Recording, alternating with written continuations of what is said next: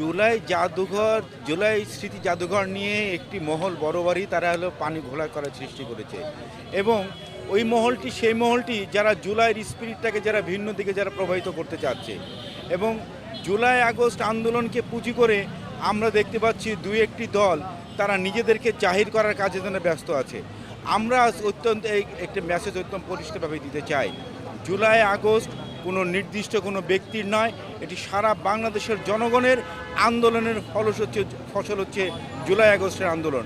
এবং ওই চক্রটি যারা জুলাই আগস্টটাকে যারা চেতনা বিক্রি করার নাম নিয়ে যারা বিভিন্নভাবে তারা ঘুরে বেড়াচ্ছে, তারাই জুলাই আগস্টের জাতীয় স্মৃতিঘর উদ্বোধন নিয়ে তারা নানা ধরনের বিভ্রান্তি সৃষ্টি করে বাংলাদেশের মানুষকে বিভ্রান্ত করার চেষ্টা করছিল।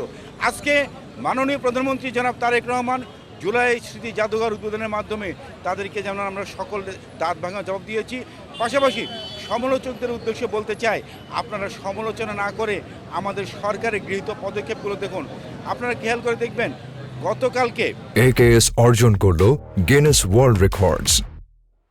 AKS জুলাই ছাত্র আন্দোলনের অন্যতম নেতা কাদের খানের একটা ফেসবুক স্ট্যাটাস ইতিমধ্যে কিন্তু সারা বাংলাদেশে কিন্তু তোলপাড় সৃষ্টি হয়েছে এবং 3 আগস্ট সেই কাদের খান যে আব্দুল কাদের যিনি হলো বর্তমানে ছাত্র শক্তির নেতা, উনি তো সে ফেসবুক স্ট্যাটাসে উনি বিশালভাবে বলেছেন 3 আগস্ট 2024 সালে যখন ডিবি থেকে মুক্ত যে সিনিয়র নেতারা ছিল তাদের সাথে তারা কিন্তু ঠিকমতো কিন্তু যোগাযোগ কিন্তু করতে পারেনি।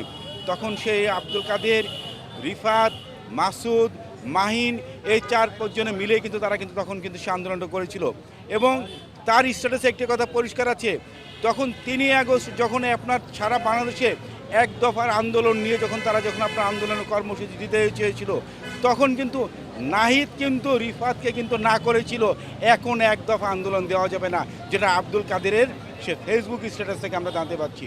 এরকম থলের বিড়াল আস্তে আস্তে আরও বের হয়ে আসবে যে 9 দফা থেকে কারা এক দফা দিতে চায়নি, এক দফা দিয়েছিল সারা বাংলাদেশের আপামর জনগণ, সেই সারা বাংলাদেশের জনগণ এক দফার আলোকেই কিন্তু সে 5 আগস্ট সংগঠিত হয়েছিল এবং হাসিনার পতন সংগঠিত হয়েছিল।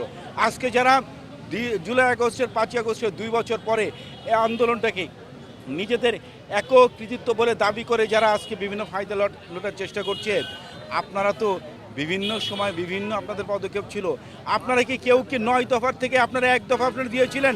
দেননি। বাংলাদেশের মানুষ কিন্তু সে এক দফা দিয়েছিল এবং হাসিনার পতন ঘটেছিল। 5 আগস্ট এই ডিসেম্বর মাসে বাংলাদেশে ফিরবে বলে যে ধরনের একটা প্রচারণা চালাচ্ছে, আমি মনে করি এটা পুরোপুরি একটা বোগাস। তবে আমরা মনে প্রাণে চাই হাসিনা তুমি বাংলাদেশে আসো, তোমাকে বরণ করে নেওয়ার জন্য আমরা প্রস্তুত আছি। তোমাদের কোন এক নেতা নাকি ঘোষণা দিয়েছে তোমাকে নাকি কি ওই 100টা প্লেন না কতগুলো প্লেন নিয়ে চার্টার্ড প্লেন করে নিয়ে আসবে। আরে ভাই, আমরা বাংলাদেশ শুধু অন্য কে লাগবে না, বাংলাদেশ জাতীয়তাবাদী যুবদল ঢাকা মহানগর উত্তরের ভিতরে বলেছে বিমানবন্দর, জাতীয়তাবাদী যুবদল ঢাকা মহানগর উত্তরে বিমানবন্দরে তোমাদেরকে প্রস্তুত করার বরণ করে নেওয়ার জন্য আমরাও প্রস্তুত আছি, আমরা অনেক কিছু রেডি করতেছি তোমাকে বরণ করে নেওয়ার জন্য। আসো, তুমি আসো।